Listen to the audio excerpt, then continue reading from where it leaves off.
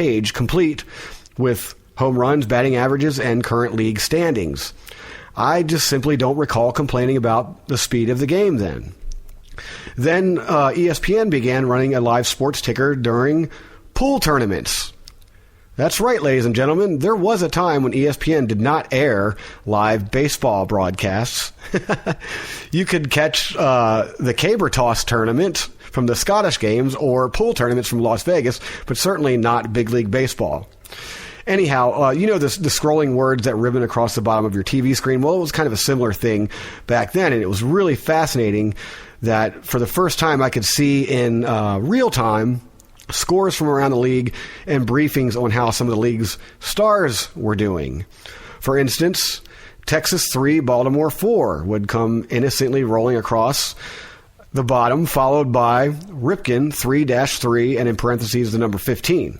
And of course the number 15 signifying he'd hit his 15th home run of the year at some point in the game, and the former numbers meaning he batted safely on 3 tries out of 3 attempts.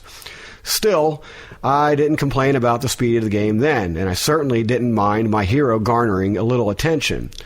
Then the social media craze started to take over. This is in the early days of MySpace. Not trying to date myself, but don't pretend you like you don't know what MySpace is. I'd log on to MySpace, and lo and behold, the first post I might see would read something to the effect of "Go Mariners" or something like that, and it was intriguing enough that I'd perform a quick internet search. You see, MLB hadn't caught up to that yet. So I'd have to do it on my own, and a rogue page, that is a page not associated with Major League Baseball, would pop up advertising live baseball scores and would proudly display a small one-liner that read something like, "M's beat Angels in 10 thanks to so-and-so's 9th inning bomb." I still don't recall complaining about the speed of the game. But neither did I complain about the sudden urge to catch up on Randy Johnson's fireball. Now let's enter the next phase of social media. I'm talking about Twitter and Facebook. This is where some of the evidence Major League Baseball and New York Times and ESPN and all the talking heads use to support this notion that somehow speeding up the game is going to bring about this giant audience. Tweets and Facebook posts, and I'm referring to fan posts, not the annoying, please click me, ad copy garbage that seems to beg us for attention. I'm talking about just the fan posts, which made live look-ins a little more accessible, a little more personable, a little more intriguing. I mean, these were updates from games based on the viewpoint and perceptions of fans, either watching the game live or on television. I just found this to be absolutely amazing. It was just, and still to this day, it's pretty cool to see what other people are saying about in-game performances. The information quickly overwhelmed me, but I was hooked and remain hooked nevertheless. Finally, and probably after a large, expensive committee proffered their expensive expert opinion, I'm assuming, Major League Baseball and every other sports network and media outlet under the sun began bombarding us with baseball information.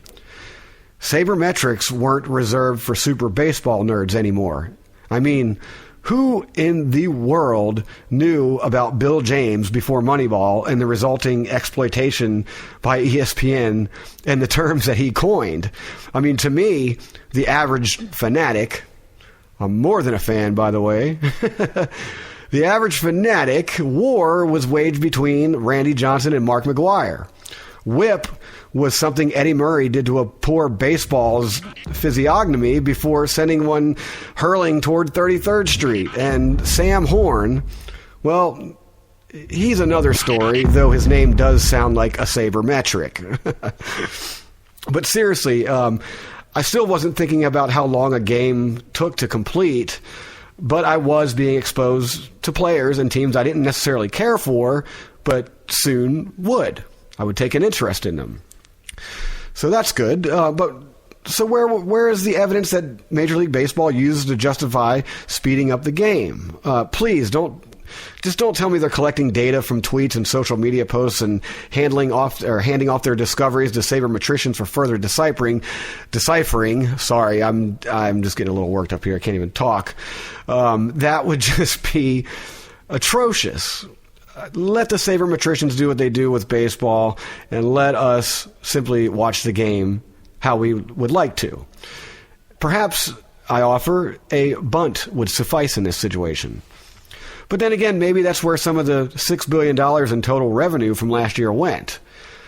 I mean, I don't really feel it. I don't even think I'm supposed to. But nevertheless, I'm kind of being told that I'm supposed to because of this silly shot clock that's being thrown in my face after every other pitch and between every other inning or every inning. And it's just distracting. Come on, get rid of it.